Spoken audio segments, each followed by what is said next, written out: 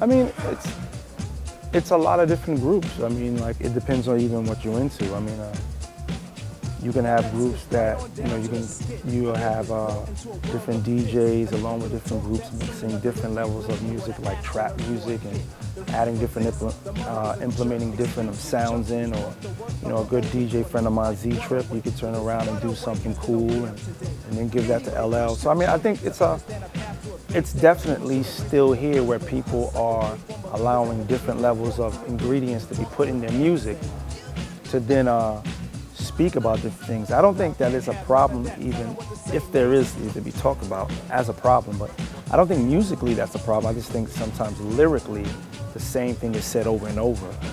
So it doesn't matter if you have Kendrick Lamar, it doesn't matter if you have 50, I don't know, Nicki Minaj for that matter. It just seems like you can always hear them, even Drake, you can have Lil Wayne over great, cool tracks. I just think that sometimes lyrically the same thing is being said. It's definitely where the music is. I always said like it was no different than it was. It's no different now than it was in the beginning. In terms of when MCs talked about partying, say ho, put your hands in the air, party like you just don't care. It took someone like Melly Mel to then say, broke glass everywhere, you know what I'm saying? And then everyone was like, oh, wait a minute, we can talk about the hood, we can talk about problems, and then everyone followed and did that. And then it's no different than, maybe another group like Treacherous 3 start talking big words, and everyone's like, wait a minute, we can put big words. So there's always a level of following that you're gonna find in the culture, just hands down, there's no way around it. So I mean, like where, you can have hip hop transcend and be different, and you even had DLSO do what we did and was like, just be about yourself, dress the way you want to do, be free, come the way you want to come to work, but just have fun. But then you can have, Jay-Z coming up right behind us, like, or Biggie, like, hey, be lyrical, but be fly. And then someone was like, all right, be fly, less lyrical. You know what I'm saying? Like, it just keeps going and going. So that's kind of where we are now. You can have, like, once again, great MCs, because I'll say it to anyone, like Drake, he can rhyme his ass off. But still, along with him rhyming, a certain way he needs to look, because it's just fashion and all that plays into it as well. So it's just where rap is until someone tries something different and goes someplace else with it. I definitely appreciate moving forward. DLSO, hands down, has always said that. I mean, I have no desire to take music back to boom bap or back in the day. I don't need that. Any music for it to survive, or any person to survive, they need to go forward. So I mean, I'm definitely big on where music can try different things and go different places. I mean, DLSO can't forget, like when we came out, we didn't rhyme over the normal James Brown beat at the time. We would rhyme over different beats and different sounds and different genres of music, or even up until like, a few years ago when we tried something different with Gorillaz. I mean, so we've always been big on, always making the music go further.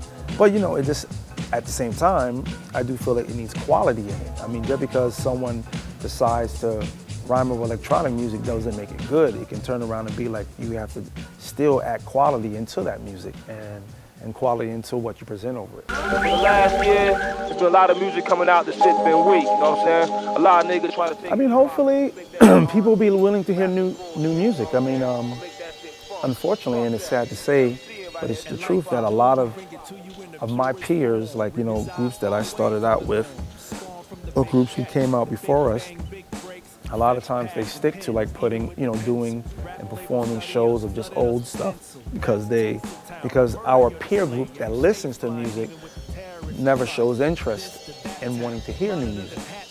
And I think the problem with that is that a lot of us, we want to reminisce when we're younger. We want to reminisce when our stomachs were smaller and our waist was skinnier. So, I think that's the problem. I think you got to learn how to be able to hear music and appreciate where the artist that you were into when you were 20 can take you when you're 40. So our music, man, what I love about what we're doing now it's something that I feel that someone 40 years old can love, and someone that's 19. And when we first came out, we had that. We had, since we gave so much and tried so much, the crowd was like, you know, people our age when we were 18, but we had a 30-year-old in the crowd. So even now, I mean, we're blessed to have that now. And, you know, we'll do this show tonight, and then, you know, you'll see like a new kid who got down with us from when we did whatever we did with Gorillas, and you have someone who was down with us from the beginning. So we've never had that problem. We've never had just a sea of people our age. It's always been a great range. And I mean, hopefully with the music that we're going to present in these new albums coming out, that we can have all these listeners appreciate it. You know what I'm saying? The 1-on-1, 2-on-2s assembled in the center of squares like statues. I mean, I don't look at it personally. I don't look at it as being offensive because someone who isn't the same color as me is taking a portion of what we do, and then they're using it in their culture, or they're interpreting it.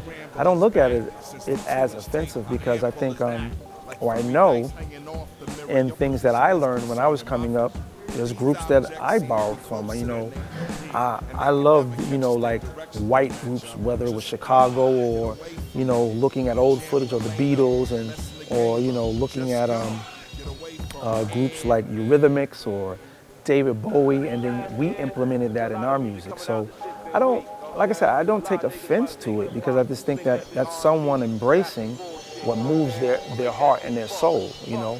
No different than I think what moved DLSO or what moved Tribe Called Quest or Grandmaster Flash for that matter, you know. Just like Blondie, when Blondie got a hold of the hip hop music, that made her make the song Rapture, which became a great song that I apply to my life every day. So I don't find it offensive what Miley Cyrus would do or how she interpreted music. I just think that she needs to appreciate it and don't look at it as something that's just a trend. That's the only thing. Like, you know, be a part of the culture and embrace it. Some choose to veer it off the course. The main source missing. You pay no dues, you earn no pension. Giving something different or giving yourself to the music will always be the most important thing. You know, it's not important for Eminem, or it wasn't important for Beastie Boys to be black. They can't be black. You know what I'm saying? So it's important for them to give what they wanted to give to the music, because then that in turn made me feel like, damn, like what Beastie Boys did was great. Like they added their flavor to it, and then I even felt like, wow, like I want to try to add that to what I am. So it's always important, whether it's someone blessed to be from Milan, to add what they know to the music. And if they're Italian, that's great. If they're Asian, that's great. Add who you are to the music.